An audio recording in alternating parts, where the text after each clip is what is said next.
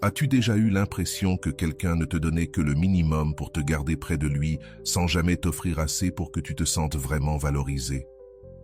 Cet amour à moitié vécu, ces miettes déguisées en affection, sont en réalité une forme silencieuse de manipulation. Ce n'est pas un hasard, c'est du calcul, du contrôle.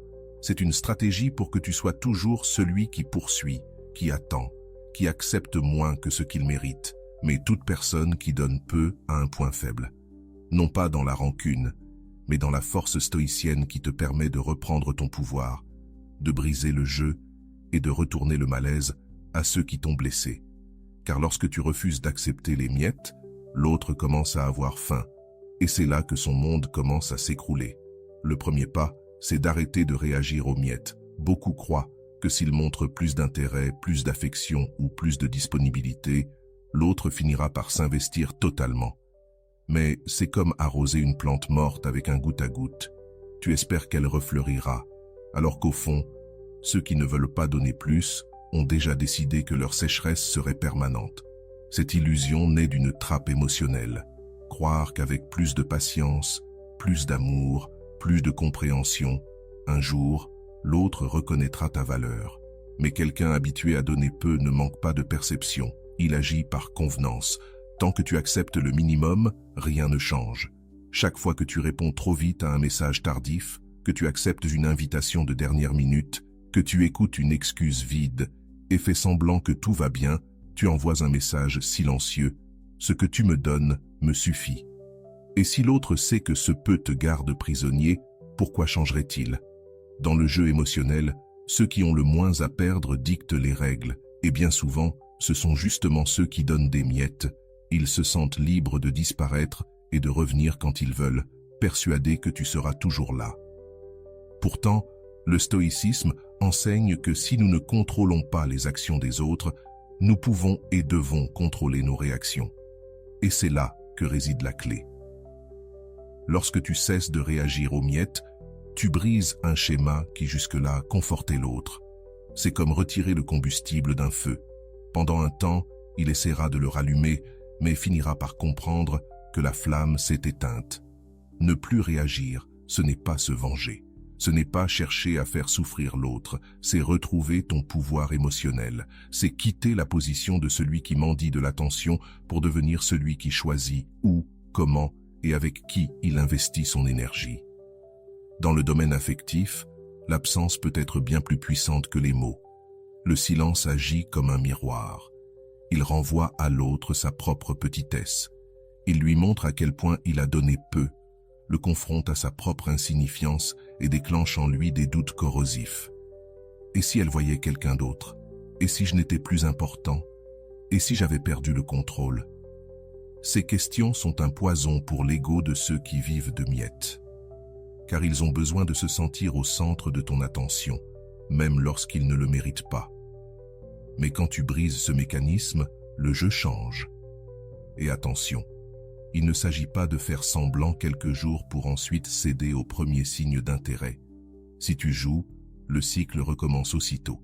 Le vrai changement doit venir de l'intérieur, décider une fois pour toutes de ne plus accepter moins que ce que tu vaux. Pas pour donner une leçon, mais parce que tu as compris ta valeur. Salut à tous ceux qui nous regardent depuis différentes parties du monde, à tous nos amis de la France, du Canada, de la Belgique, de la Côte d'Ivoire, du Cameroun, des États-Unis, du Maroc, de l'Île-de-France, d'Algérie, d'Haïti, du Togo et bien sûr au reste de nos frères et sœurs. Bienvenue sur Vision Stoïcienne.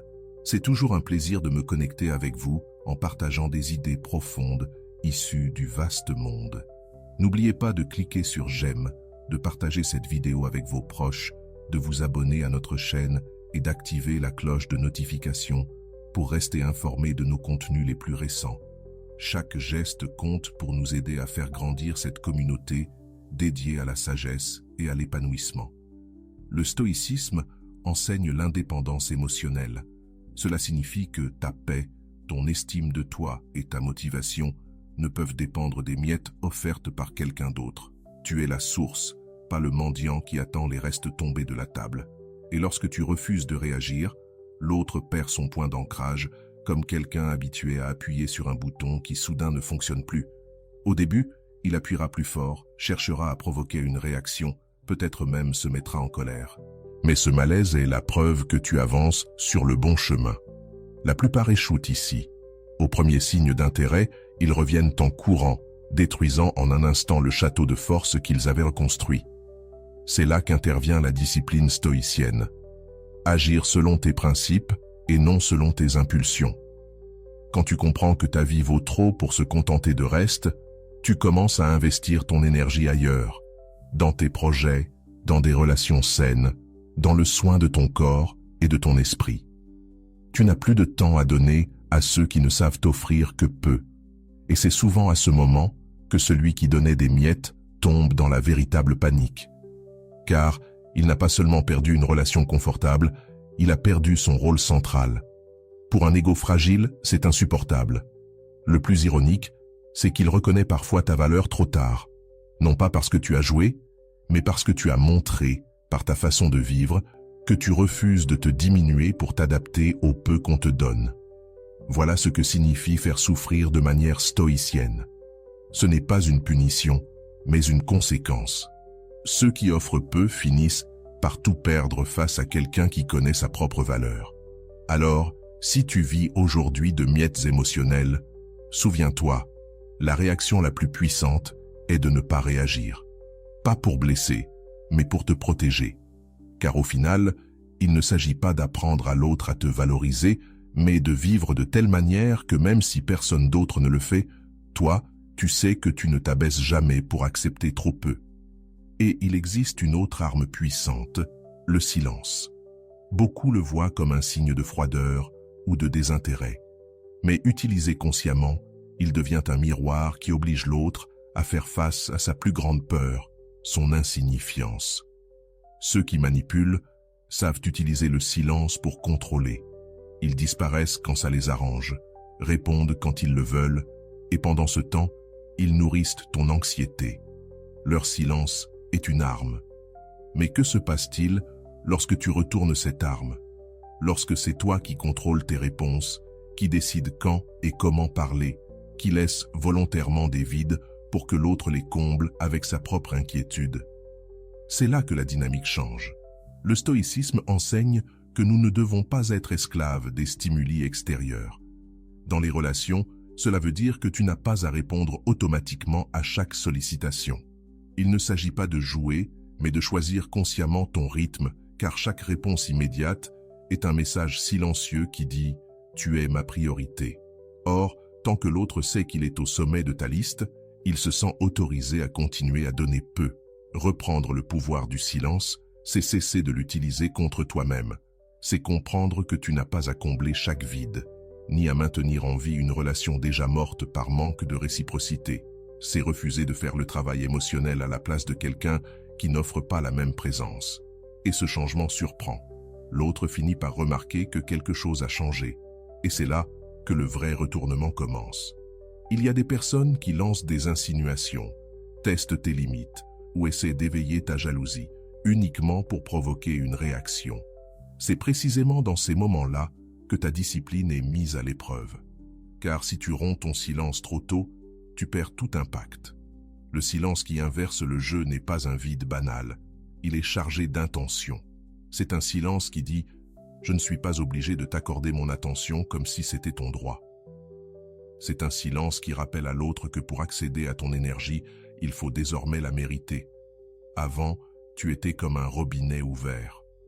L'autre buvait quand il voulait, sans effort, sans engagement. Mais aujourd'hui, c'est toi qui contrôles le flux. Son verre se vide et il réalise qu'il ne peut plus se rassasier aussi facilement qu'avant. Cette rareté change la valeur de ce que tu offres. Car psychologiquement, lorsque quelque chose qui était abondant devient rare, l'esprit humain le valorise infiniment plus. Ceux qui vivaient de miettes découvrent soudain qu'ils ont peut-être perdu une source d'alimentation émotionnelle. Et contrairement à ce que beaucoup croient, ce n'est pas l'absence totale qui fait le plus mal, mais la prise de conscience que l'accès est désormais conditionné et sélectif. Cette sélectivité est une véritable leçon stoïcienne appliquée à la vie affective. Marc Aurèle, enseignait l'importance d'agir selon la raison et non selon les passions. Appliqué à cette situation, cela signifie que tu ne réagis pas par colère, ni ne t'approches par besoin.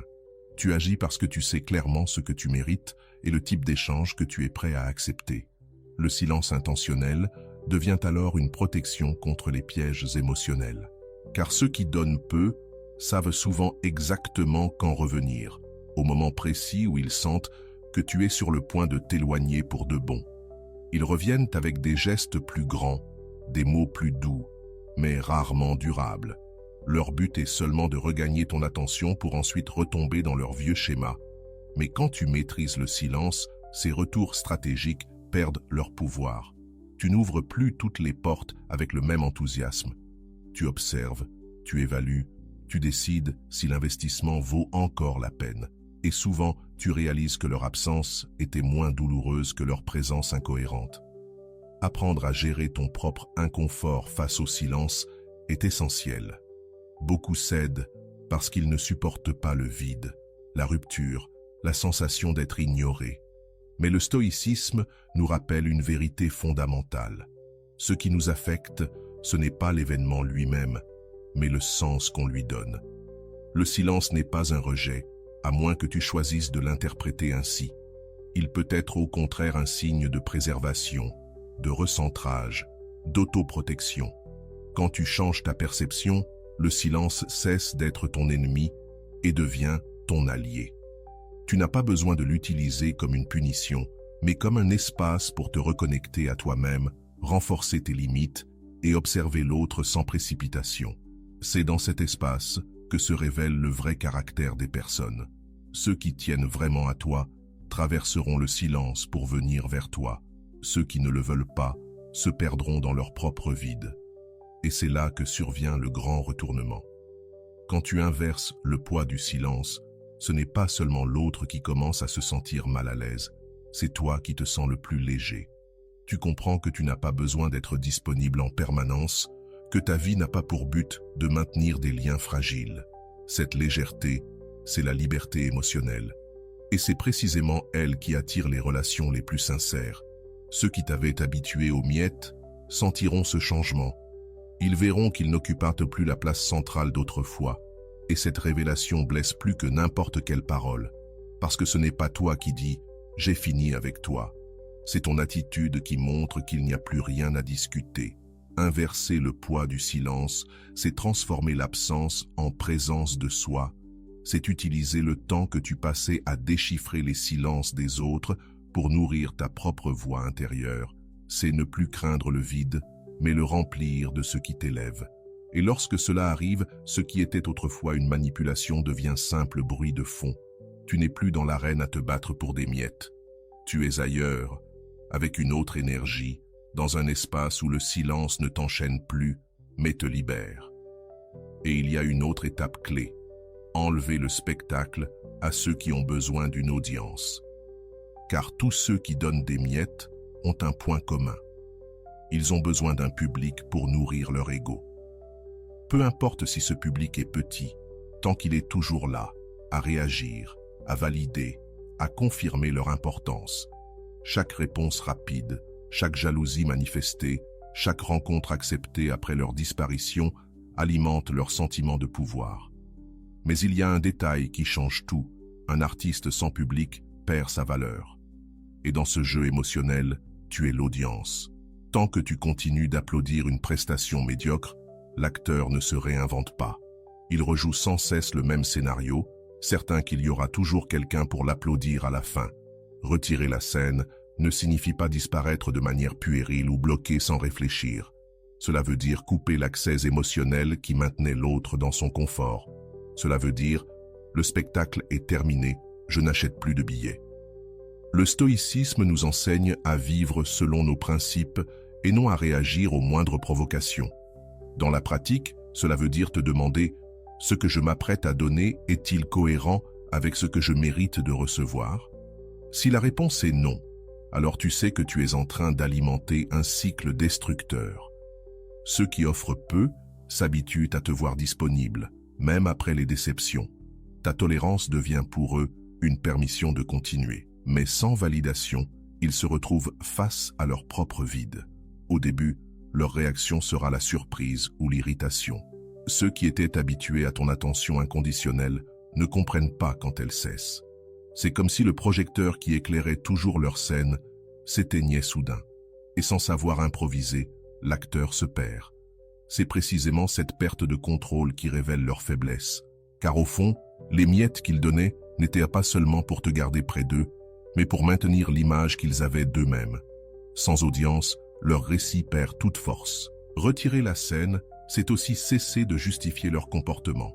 Combien de fois t'es-tu dit « il traverse une mauvaise passe » ou « c'est sa manière d'aimer ». Ces excuses, ce sont des billets que tu continues à acheter pour un mauvais spectacle. Et tant que tu achètes, il continue. Le stoïcisme ne prône pas la froideur, mais la lucidité. Et la lucidité, ici, c'est comprendre que tu n'as aucune obligation de soutenir l'ego de quelqu'un qui ne soutient pas ta présence. Que ton énergie est trop précieuse pour l'investir dans des scénarios qui n'ajoutent rien à ta vie. Retirer la scène, ce n'est pas seulement se retirer physiquement, mais surtout émotionnellement. C'est ne plus réagir aux pics sur les réseaux sociaux, ne plus envoyer de messages pour briser la glace, ne plus être présent dans la vie de quelqu'un qui ne t'offre que des miettes de temps. C'est laisser le silence, l'absence et le désintérêt travailler pour toi. Et cela ne veut pas dire qu'il n'y aura plus jamais de contact, mais que ce contact, désormais, ne sera plus nourri par le besoin ou par l'habitude. Ce sera une décision. Et les décisions conscientes changent tout. Les personnes conscientes tendent à préserver leur dignité intacte. Mais attention, lorsque tu retires le scénario, prépare-toi aux tentatives de reconquête. Il est très fréquent que celui ou celle qui vivait de miettes essaie de regagner l'espace perdu, parfois avec de grands gestes ou des déclarations pleines d'émotions. Mais c'est là que se trouve l'épreuve. Car ceux qui changent uniquement pour retrouver leur public finissent toujours par revenir à leurs anciennes habitudes, dès qu'ils sentent que l'audience est acquise. Voilà pourquoi le vrai défi est de rester ferme, même face à de nouvelles démonstrations qui paraissent plus généreuses. Cela ne veut pas dire qu'il est impossible d'accorder une seconde chance, mais il faut comprendre que la constance est le véritable thermomètre. Un acteur peut très bien répéter une scène émouvante pour te séduire à nouveau. Mais si le reste de la pièce n'est que le même vieux scénario, il est temps de quitter la salle avant que le rideau ne tombe encore une fois.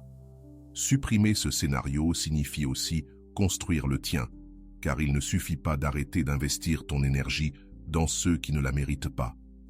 Tu dois la diriger vers quelque chose qui te renforce vraiment.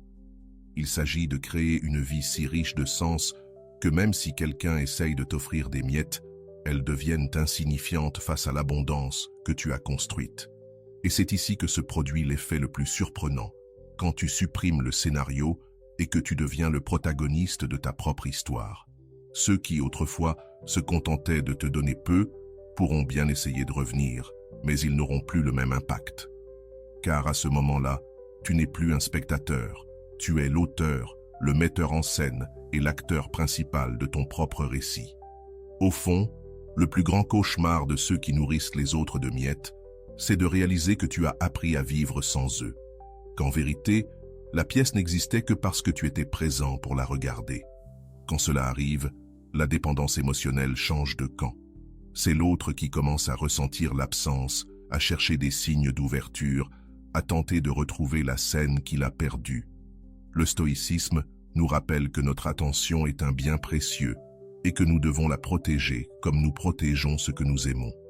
La gaspiller pour des personnes qui n'apportent rien de valeur, c'est comme verser de l'eau sur une terre stérile qui ne fleurira jamais. Retirer le scénario, c'est rediriger cette eau vers un jardin qui pousse réellement. Et lorsque tu fais cela, tu ne fais pas seulement souffrir l'autre, tu crées surtout un espace où ta paix ne dépend plus de sa présence ni de son approbation. Car le seul spectacle qui compte désormais, c'est celui que tu vis chaque jour, même si personne ne te regarde. Transforme maintenant le manque en rareté de valeur, car le besoin agit comme une enseigne au néon qui clignote dans la nuit. Il attire les regards, mais trahit aussi tes vulnérabilités. Celui qui vit en donnant des miettes sait reconnaître cette lumière de loin. C'est ce qui lui garantit que, même en offrant peu, l'autre restera là, à attendre, à vouloir plaire et à accepter le moindre reste d'attention. Le problème n'est pas de ressentir un manque d'affection. Cela est humain. Le problème commence quand ce manque devient un comportement prévisible. Quand, malgré le désintérêt, tu restes toujours disponible. Quand tu réponds immédiatement, quand tu es toujours à l'écoute, quand tu acceptes des miettes comme si elles étaient des festins. Cette prévisibilité, c'est comme donner à l'autre un manuel pour te maintenir sans effort. Le stoïcisme nous apprend à ne pas être esclaves de nos émotions. Cela ne veut pas dire les réprimer, mais les orienter. Dans le cas de la dépendance affective, il s'agit de transformer ce vide en quelque chose qui joue en ta faveur.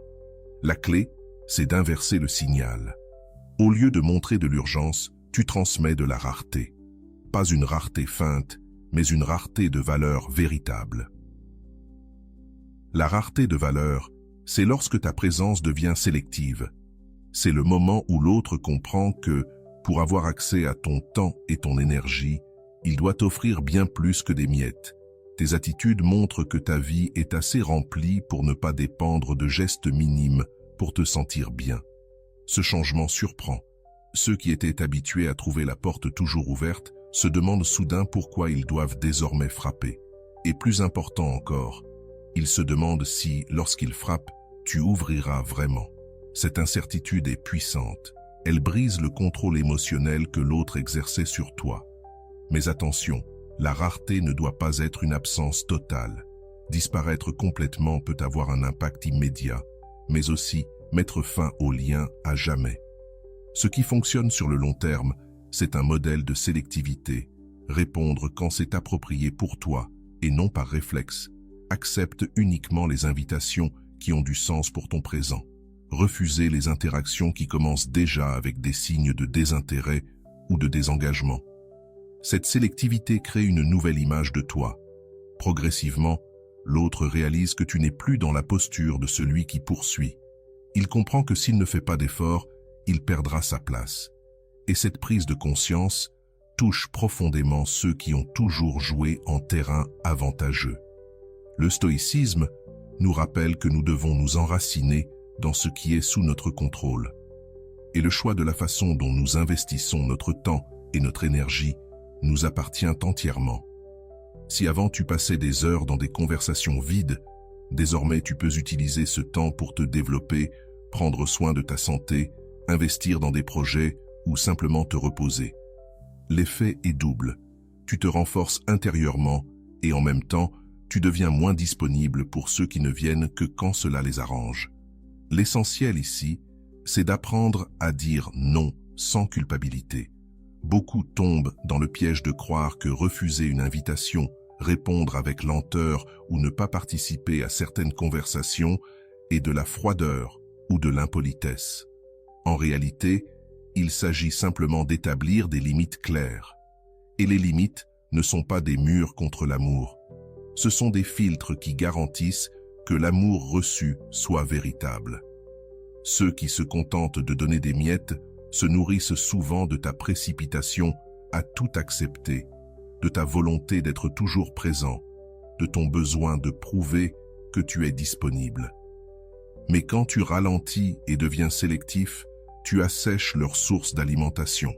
Et avec le temps, ce manque crée de l'inconfort, non pas en toi, mais en eux. C'est ce qu'on appelle le phénomène psychologique de l'effet de rareté. Plus quelque chose devient rare, plus l'esprit humain lui donne de la valeur. Quand tu cesses d'être toujours disponible, ton attention prend du poids. Ceux qui t'ont sous-estimé réalisent qu'ils risquent de perdre quelque chose de précieux. Mais il est vital de souligner ceci. Cette rareté doit être authentique. Si tu fais semblant d'être occupé ou indifférent, alors qu'au fond tu attends désespérément un signe de l'autre, tôt ou tard, cela se verra. La véritable force, c'est de remplir ta vie de ce qui te nourrit vraiment, jusqu'à ce que la disponibilité automatique cesse d'exister. Le plus fascinant, c'est que cette rareté de valeur ne change pas seulement la perception de celui qui te donnait des miettes, elle change aussi ton regard sur toi-même. Tu découvres que ta vie est bien plus vaste que la place qu'occupe cette personne. Tu comprends que c'est toi qui choisis où investir ton énergie. Et c'est là que disparaît le besoin d'être accepté par ceux qui t'offrent si peu. À ce moment précis, l'équilibre se renverse. Celui qui autrefois imposait le rythme commence à sentir la pression. Il comprend qu'il ne contrôle plus ni le temps ni l'intensité de la relation. Avoir toujours laissé les autres contrôler la situation est inconfortable. Mais cette gêne est précisément ce qui pousse souvent à tenter un rapprochement. Pourtant, aujourd'hui, tu es dans une autre position. Tu n'as plus besoin d'accepter des miettes pour te sentir digne de valeur. Tu sais désormais que cette valeur est en toi, et que si l'autre veut rester, il doit la reconnaître. Et s'il ne le fait pas, tu sais que tu ne te perdras pas pour autant. Transformer ce sentiment de manque en une conscience de ta véritable valeur demande du courage et de la constance. Mais le résultat est libérateur. Tu cesses d'être prisonnier des volontés des autres et tu deviens le protagoniste de tes choix. C'est à ce moment-là que le jeu des miettes perd tout son sens, car tu ne vis plus d'illusions. Rompre le cycle de la récompense facile est essentiel. Ceux qui donnent des miettes savent qu'avec peu, ils obtiennent encore beaucoup.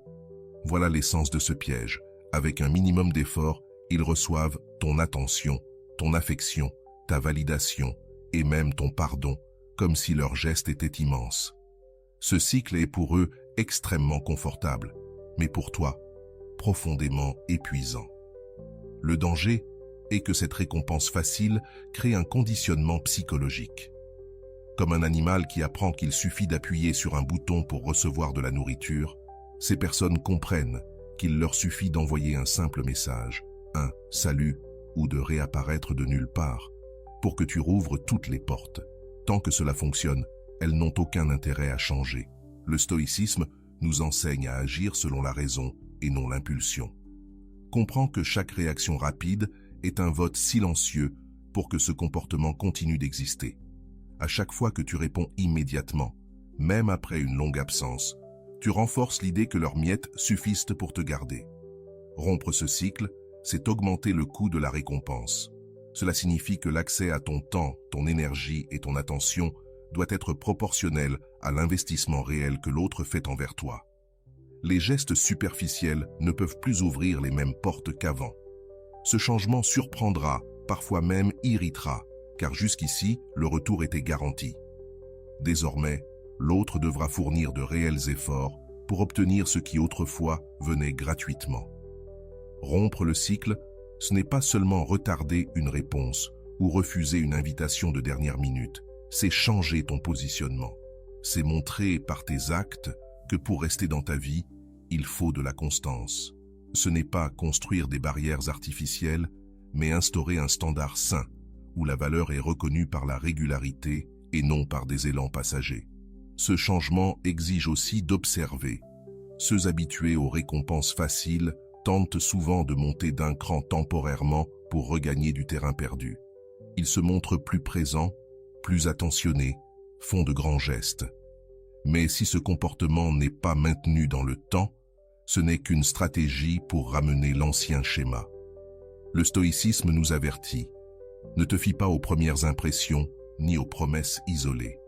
Dans le domaine émotionnel, la constance vaut plus que n'importe quel grand geste isolé. Rompre le cycle, c'est aussi transformer ton état d'esprit. Tant que tu crois que n'importe quel signe d'attention suffit, tu restes piégé.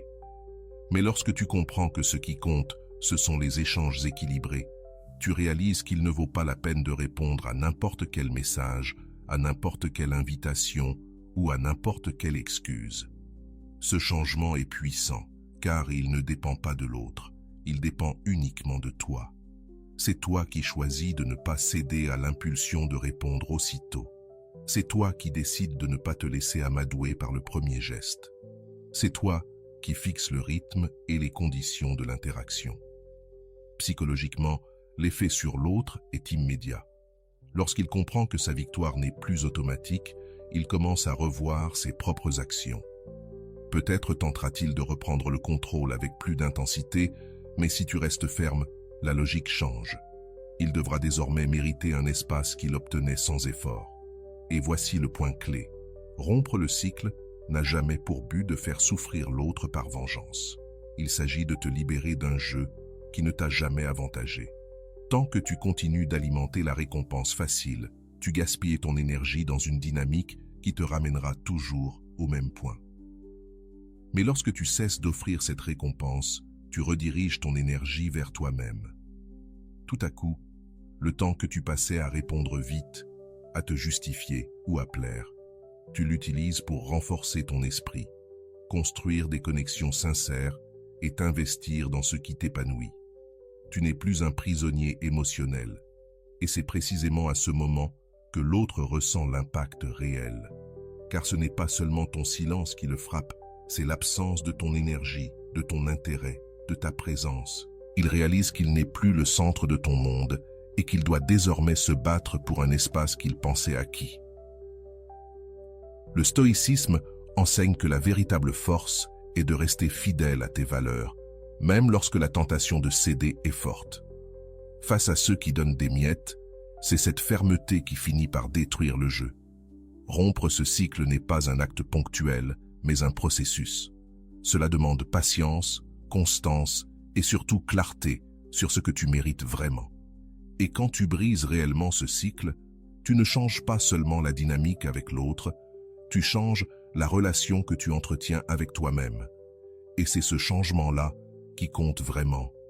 Enfin, fais ressentir ton absence comme une véritable perte. Disparaître pour quelques jours sans conviction n'a aucun effet. Beaucoup se retirent, espérant être poursuivis, mais reviennent trop vite dès que l'autre ne réagit pas. Résultat, l'autre comprend que ton absence n'était qu'un bluff et continue comme avant. Pour que ton absence ait un impact, elle doit être perçue comme une perte réelle. Ce vide ne doit pas seulement être physique, il doit être émotionnel, mental et même social. L'autre doit voir que ta vie continue, qu'elle évolue, qu'elle se remplit sans lui. Ceux qui vivent de miettes ne croient jamais qu'ils peuvent perdre. Ils comptent sur ton besoin de revenir, sur ton incapacité à tenir le silence. Le stoïcisme nous rappelle que notre paix ne doit jamais dépendre des actions des autres. Cela signifie que ton absence doit naître d'un choix intérieur et non d'une stratégie manipulatrice. Tu ne disparais pas pour voir si l'autre réagit. Tu décides de ne plus accepter les miettes, même si cela signifie la fin définitive de l'histoire. Et lorsque cette décision est sincère, l'effet est radicalement différent. L'autre comprend que ce n'est pas un jeu. Il voit que ton monde ne tourne plus autour de lui. Tu as d'autres centres, d'autres intérêts, d'autres priorités. Et c'est ce qui brise son illusion de toute puissance. Créer cette impression de perte réelle exige de la constance. Car ce n'est pas seulement une question d'absence, c'est une question de transformation intérieure. Il est facile de disparaître quelques jours, puis de revenir comme si rien ne s'était passé. Mais ce comportement ne fait que renforcer l'idée que tu es toujours disponible. L'absence doit durer le temps nécessaire pour que l'autre comprenne qu'un véritable changement a eu lieu et qu'il est permanent.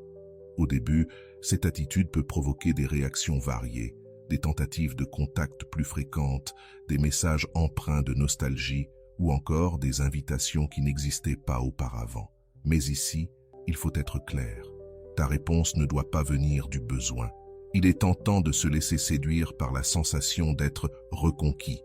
Mais si l'ancien schéma n'a pas changé, tu ne fais que relancer le cycle des miettes. Le secret, c'est de rester concentré sur ta propre reconstruction. Plus tu investis en toi-même, plus la différence entre ce que tu mérites et ce que tu recevais avant devient évidente.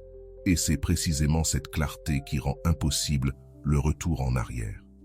La vérité, c'est que ceux qui donnaient des miettes sont habitués à avoir accès à toi, à tes nouvelles, à tes pas, à ta vie, que ce soit par les réseaux sociaux ou par des amis communs. Quand tu limites cet accès, ils perdent le contrôle à distance qu'ils avaient sur toi. Il ne s'agit pas d'effacer complètement ta présence, mais de contrôler ce qui est visible. Montre-leur juste assez pour qu'ils voient que ta vie continue, mais jamais au point qu'ils s'y sentent encore inclus. Ce détachement maîtrisé a un puissant effet psychologique. Ils comprennent qu'ils n'ont plus le droit de tout savoir sur toi, et cette perte de privilège touche plus profondément que l'absence physique elle-même. parce qu'elle atteint directement l'ego, et l'ego de ceux qui distribuent des miettes est fragile, même quand ils essaient de paraître autosuffisants. Il faut aussi comprendre une chose, l'absence ne se vit comme une vraie perte que si tu apportais réellement de la valeur à la vie de l'autre.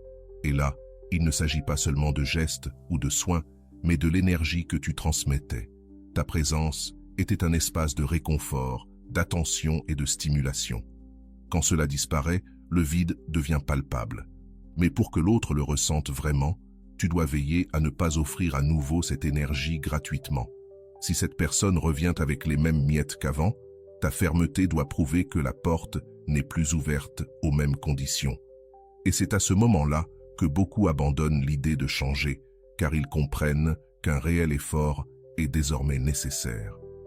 Le stoïcisme nous enseigne que notre valeur ne dépend pas de la reconnaissance des autres, mais de la façon dont nous nous comportons. Agir avec fermeté face à ceux qui ont donné peu, c'est une preuve concrète que tu as appris à vivre sans dépendre ni de l'approbation des autres, ni de leur affection rationnelle. Avec le temps, l'absence vécue comme une perte réelle ouvre deux chemins possibles. Soit l'autre décide de faire un effort sincère pour s'adapter à ton nouveau standard, soit il accepte de ne plus avoir le même espace dans ta vie. Dans les deux cas, tu gagnes, car tu n'es plus enfermé dans une relation déséquilibrée. L'absence est puissante, car elle oblige l'autre à faire face à un scénario où il n'a plus aucun contrôle. Et dans le domaine émotionnel, perdre le contrôle est l'une des plus grandes peurs de ceux qui vivent en donnant des miettes. Cette peur, lorsqu'elle est réelle, peut être l'étincelle qui conduit au changement. Mais même si ce n'est pas le cas, elle garantit que tu ne te contenteras plus jamais de moins. Finalement, l'objectif n'est pas que tu souffres pour souffrir. L'objectif, c'est que l'autre comprenne clairement que sa présence n'a jamais été un cadeau qu'il t'a fait, mais un privilège qu'il a gaspillé. Et quand cette vérité s'impose, il n'y a plus de place pour les jeux. Alors fais de ta vie la preuve qu'il n'est plus nécessaire. Rien ne déstabilise autant ceux qui vivent en donnant des miettes que de voir la personne qu'ils pensaient acquise avancer sans se retourner. Parce que pour eux, ton insistance était la plus grande des validations. Cela signifiait que, même en offrant peu, ils avaient toujours du pouvoir sur toi. Mais lorsque tu transformes ta vie en un espace où leur présence n'a plus aucune utilité, cette logique s'effondre. Ils découvrent qu'ils n'ont plus aucun rôle dans tes décisions, que ton quotidien est rempli de choses qui ne dépendent pas d'eux, que ton bonheur n'est plus conditionné à un message, une rencontre ou un geste minimal. Le stoïcisme nous rappelle que la véritable liberté réside dans le fait de ne rien attendre de ce qui échappe à notre contrôle. Et quand tu appliques cela à tes relations, tu crées une force qu'il est impossible de manipuler. Ton attention, ton temps et ton énergie cessent d'être des jetons de négociation. Ils deviennent des cadeaux rares, offerts uniquement à ceux qui les méritent vraiment. Bien sûr, ce changement ne se fait pas du jour au lendemain. Il exige une véritable reconstruction intérieure. Au début, tu peux ressentir un vide, un silence étrange, une impression de manque. Et c'est normal. Il manque la présence de quelqu'un qui occupait un espace, même toxique. Mais au fur et à mesure que tu remplis cet espace avec des choses qui t'élèvent vraiment, le besoin s'éteint. Tu réalises que ce n'était pas sa présence qui te soutenait, mais l'habitude de l'avoir à proximité. Et une habitude peut se briser, se remplacer, chaque jour où tu investis en toi-même. Que ce soit en prenant soin de ta santé, en passant du temps avec de vrais amis, en explorant de nouveaux centres d'intérêt ou simplement en te permettant de te reposer, tu démontres que le cycle de dépendance se dissout peu à peu. Et c'est précisément cette transformation silencieuse qui dérange le plus ceux qui ne t'ont offert que des miettes. Parce que ce n'est pas un retrait temporaire, ni un silence pour provoquer une réaction, ni un jeu. C'est une véritable clôture. Ils comprennent alors qu'ils ne sont plus au centre de ta vie et que, même s'ils essaient de revenir, il se peut qu'il n'y ait plus de place pour eux. Cette réalité crée un profond malaise, car ces personnes sont habituées à croire qu'elles auront toujours une porte ouverte. Mais quand cette porte se ferme sans drame, sans cris et sans longues explications, le message est clair, tu n'es plus une partie essentielle de mon histoire. Et le plus intéressant, c'est qu'à ce moment-là, ton énergie change. Ce n'est pas seulement ce que tu dis ou fais, c'est ce que tu dégages. Tu n'essaies plus de prouver quoi que ce soit, ni à lui, ni à personne. Tu vis, simplement. Et cette sérénité, cette confiance tranquille, est magnétique. C'est souvent à ce stade qu'il tente de revenir avec plus d'intensité. Il réalise qu'il a perdu quelque chose qu'il pensait acquis, et il essaie de reprendre sa place. Mais désormais, tu es dans une position différente. Tu n'as pas besoin de rejeter par orgueil, mais tu peux évaluer avec clarté si cette personne a réellement quelque chose à offrir à la hauteur de ta nouvelle vie. Et si la réponse est non, tu ne doutes pas. Car tu as compris qu'on ne perd jamais vraiment quelqu'un qui ne donnait que des miettes. On gagne, on récupère du temps, de l'énergie, de la paix. Et cela vaut bien plus que n'importe quelle présence superficielle. Le stoïcisme nous enseigne que nous devons vivre selon nos principes et non selon les attentes des autres. Et quand tu mets cela en pratique, tu cesses enfin de t'abandonner. Quand tu cesses de te laisser influencer par des gestes vides et que tu commences à guider ta vie vers ce qui compte vraiment, ceux qui n'ont rien de vrai à offrir se retrouvent naturellement laissés derrière. Faire de ta vie une preuve que tu n'as plus besoin de ce jeu est le coup final dans toute tentative de manipulation. Ce n'est pas une vengeance, c'est simplement la démonstration que tu ne dépends plus d'un flux constant de miettes pour te sentir vivant. Et l'ironie, c'est qu'à ce moment-là, l'autre commence à ressentir exactement ce qu'il voulait éviter. La sensation d'être remplaçable, jetable, insignifiant. Tu comprends alors que tout le contrôle qu'il pensait avoir s'est dissous, non pas parce que tu as crié ou exigé, mais parce que tu as cessé de participer au jeu. Voilà la véritable victoire stoïcienne. Il ne s'agit pas de faire souffrir l'autre pour le plaisir, mais de construire une vie si riche et si pleine de sens que son absence ne devienne qu'un détail. Quand tu atteins ce point, il n'y a plus de retour en arrière, car tu as compris que la seule personne dont tu as réellement besoin, c'est toi-même. Se rendre inatteignable pour ceux qui ne savent pas faire d'efforts est une étape essentielle. Pour ceux qui vivent à donner des miettes, il y a quelque chose de profondément inconfortable à réaliser que la personne qui était autrefois toujours à portée de main est devenue inaccessible. Il ne s'agit pas d'être inatteignable dans un sens physique ou matériel, mais bien émotionnel et énergétique. Cela signifie que l'autre ne peut plus accéder à la place qu'il occupait autrefois en toi. Cet espace où ton attention, ta validation et ton affection étaient toujours disponibles, même quand il ne les méritait pas. Le premier pas pour devenir inatteignable est de comprendre que ton énergie n'est pas une ressource infinie. Chaque conversation, chaque rencontre, chaque seconde d'attention est une part de ta vie que tu offres. Si tu ne poses pas de critères pour décider qui peut recevoir cela, il y aura toujours quelqu'un prêt à l'accepter sans rien donner en retour. Dans le jeu des miettes, ceux qui offrent peu prospèrent uniquement parce qu'ils trouvent des personnes prêtes à se contenter de ce peu.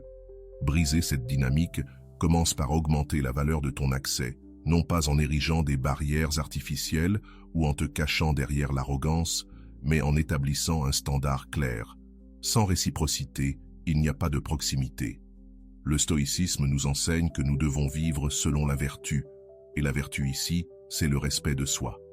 Lorsque tu commences à te respecter profondément, tu réalises que le fait d'être facilement accessible n'est pas une preuve de bonté, mais souvent un signe que tu permets aux autres d'envahir ton espace.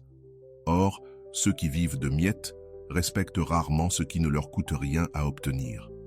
Être inatteignable ne signifie pas ignorer tout le monde ou ne jamais répondre. Cela signifie rendre clair que l'accès à ta vie demande un véritable investissement, comme un billet d'entrée pour un spectacle précieux, même si quelqu'un veut le voir. S'il n'est pas prêt à payer le prix ici, engagement, respect et constance, il n'entre pas. L'effet psychologique est immédiat. Ceux qui étaient habitués à t'avoir toujours disponible ressentent la frustration de ne plus pouvoir dicter les règles. Ils découvrent que leurs approches superficielles ne fonctionnent plus, que leurs vieux stratagèmes ont perdu de leur pouvoir. Cela les oblige soit à repenser leur façon de se comporter, soit à accepter qu'ils ont perdu l'accès. Et ce changement a aussi un effet profond sur toi. En devenant inatteignable pour ceux qui ne font pas d'efforts, tu deviens naturellement plus accessible à ceux qui apprécient vraiment ta présence. C'est comme échanger une foule qui veut consommer ton énergie sans rien donner contre une petite fille, composée de personnes prêtes à vraiment investir. Mais il y a un point crucial. Cette posture doit être sincère. Faire semblant d'être occupé tout en vérifiant sans cesse si l'autre a écrit est une contradiction qui finit toujours par se voir. Être véritablement inatteignable, c'est mener une vie remplie d'intérêts, de projets et de connexions qui font que tu es naturellement moins disponible pour ceux qui ne contribuent pas à ton bien-être. Cela implique de construire une routine qui nourrit ton estime de toi et ton sens du but. Plus ta vie sera riche en expériences indépendantes de l'autre, moins il aura de pouvoir sur toi.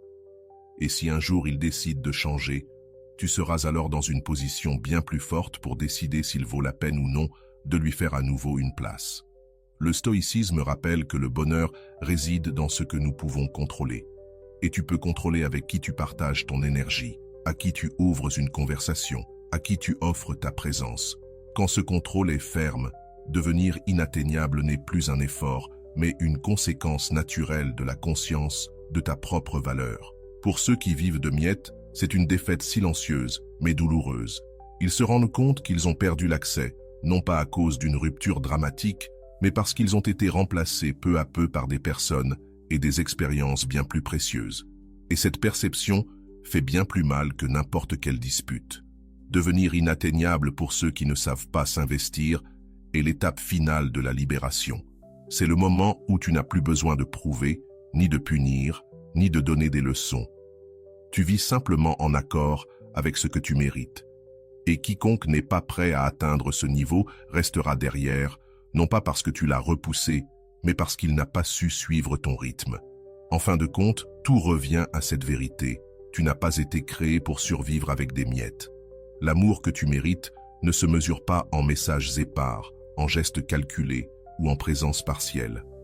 Il se fonde sur la constance, le respect et le véritable engagement. Lorsque tu choisis de t'éloigner de ceux qui ne sont pas capables de cela, tu ne perds rien, tu te libères. L'absence que tu laisses chez eux n'est que l'écho de la présence qu'ils n'ont pas su valoriser. Mais la présence que tu as en toi, personne ne pourra jamais te l'enlever. Et voilà, j'espère que vous avez trouvé beaucoup de valeur dans cette vidéo. Merci d'être resté jusqu'à la fin de cette vidéo, j'adore quand vous faites ça. Si vous voulez une autre vidéo sur ce sujet, écrivez en commentaire, j'en veux encore plus. J'espère vous revoir dans une autre vidéo. Merci pour ton temps, prends soin de toi et à bientôt.